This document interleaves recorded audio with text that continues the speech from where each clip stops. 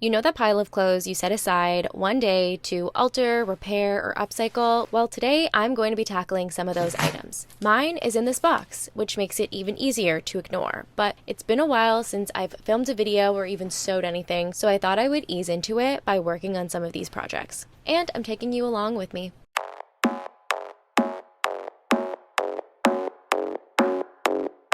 Hello, welcome to my channel. My name is Nicole and I like to do fashion DIYs. And in today's video, I'm going to try to tackle as many of my fashion upcycles and work in progresses that I have been ignoring for years. Most of these projects are honestly pretty simple, so I have a feeling I can get several done in the day, even though it's already like 3:30 and I've procrastinated all day. But I'm not anymore. I'm up, I'm filming, I've showered, I've done my hair, I'm ready to go. At first glance, my sewing room may look the same, but I've actually acquired a couple new sewing machines, including this industrial cover stitch machine. I'll be giving a bit of a life update in an upcoming video, but in the meantime, my sewing space is a bit of a work in progress, but it's slowly coming together and I am so excited. I love a good hoodie and the quality of this one is amazing, but I don't wear it because I'm not a huge fan of emblems or logos. So I had the idea to cover it up with a denim patch pocket. Since I'm always deconstructing jeans, I have a few to choose from. I opted for the smaller pocket. Before I could do anything, I had to give it a good press. The original stitching of the pocket was gold and I didn't love it, so I decided to seam rip it and switch it to white to match the hoodie. To pin it into place, I used safety pins so it wouldn't move around at all, and I was being careful to only pin through the front of the hoodie. It took some maneuvering to get it into my machine, but once I did, I was ready to sew. I followed the old existing stitch lines and did 2 rows of stitching. I also recommend using a denim needle to help going over the thicker parts. And this is how it turned out. I actually love it and I know I'll be wearing this regularly now. So I actually already tailored this one by taking it in from both of the side seams, and the only thing that I need to do is hem it, which is definitely not a very exciting transformation, but the exciting part, at least for me, is that I get to use my cover stitch machine. I got this maybe like 2 weeks ago and truly I haven't done much on it aside from making sure it's stitched properly. I'm going to be using it to hem this shirt because it is a knit material, although I definitely understand that most people do not have a cover stitch machine, especially an industrial one in their home, but you can definitely just use your straight stitch machine, making sure to use a stretch needle or ballpoint needle to make sure the thread doesn't skip, or you can use my personal favorite, which is a twin needle that can be used on your domestic straight stitch machine, and it gives the same effect as a cover stitch machine without obviously having one. Oh my God, hold on. Hi, baby. Oh. He is very needy and curious as to what I'm doing. But I am going to show you how I would hem this with my cover stitch. To hem the shirt, I'm going to fold up where I'd like the final length to be and use a safety pin to pin it into place, making sure I go through both layers. Using tailor's chalk, I'm going to mark the bottom of the fold, remove the safety pin, and transfer the chalk line to the right side of my shirt. Then I'm going to align the side seams together and lay the shirt flat. With a ruler, I will measure how much I'm going to be removing and mark along the shirt, and then draw a straight line connecting all of those marks. Now I'm going to draw my seam allowance. The original seam allowance was 3/4 of an inch, so I'm going to replicate that measurement. Then cut away the excess. I also like to draw my seam allowance to the other side of the shirt as well to act as a guide when I'm sewing. Since I'll be using a double stitch to sew this on my cover stitch machine, I will need 3 spools of matching thread. To change the threads on the machine, I'm just going to cut off the existing spools and tie the red spools on. Then I pulled the threads through the machine. To sew, I will fold at my chalk line and start sewing. The most challenging part is to line up the stitching once I've reached the end. And remember, you can achieve a very similar look using a twin needle on your domestic straight stitch machine. The last step is to press the hem. This will remove all of the chalk lines. Okay, another one done. Yeah, nothing too exciting, but definitely necessary. Okay, next up is this knit little number. I did thrift it. I think it's like Zara. Yeah, it's Zara. And you might be wondering what is wrong with it / what can I fix on it?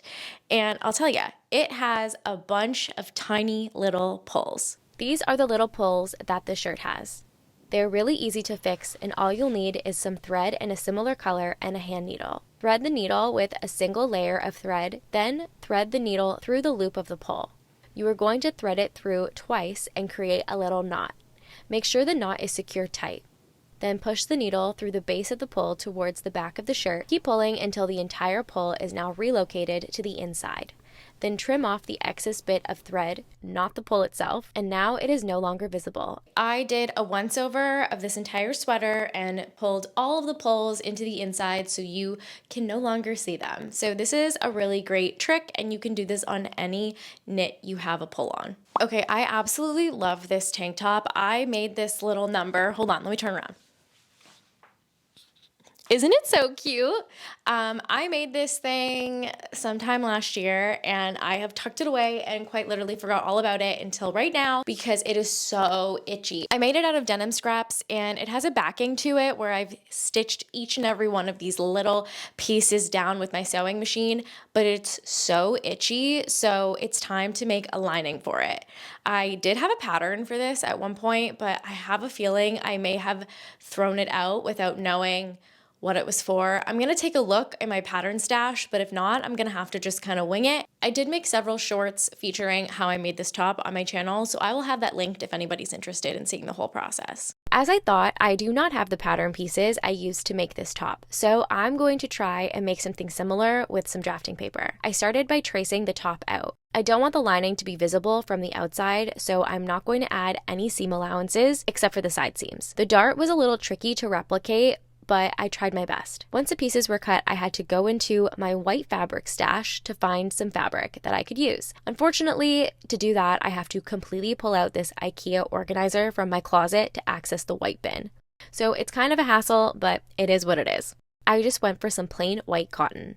Then I pinned my pattern pieces to the white cotton and cut them out. First step was to close up the darts. Then I attached my side seams. Because the top isn't completely symmetrical, I laid my lining over my top and marked any place where the lining would still be visible and trimmed it down. Then I went over to my sewing machine and folded over about a ½ inch and sewed. It was not pretty or perfect, and it's definitely not my best work, but for this project, it really didn't matter to me. Then I tried to carefully pin it into place as flat as I could. I also decided to leave the bottom open.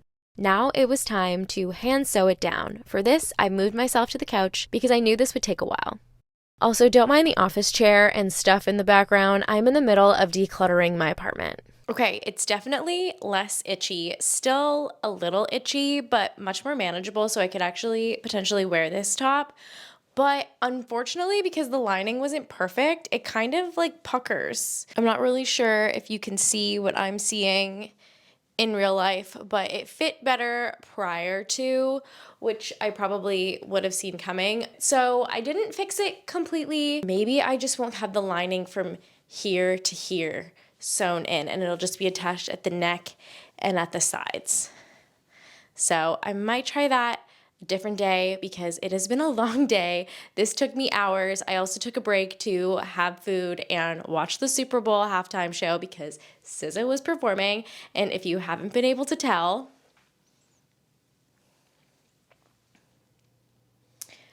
I'm a huge SZA fan. Anyways, that is it for today's video. Thank you so much for watching. I hope this video inspired you to complete your work in progress projects, repair your clothes, and to add a little something to make your clothes wearable again. My goal for 2025 is to have a more consistent uploading schedule, so hopefully you'll be seeing more of me. This was my first video of the year, and I just wanted to get my hands into some old sewing projects before diving into something new. Thank you so much for watching. If you made it to the end, I love you so much, and I will catch you in the next one.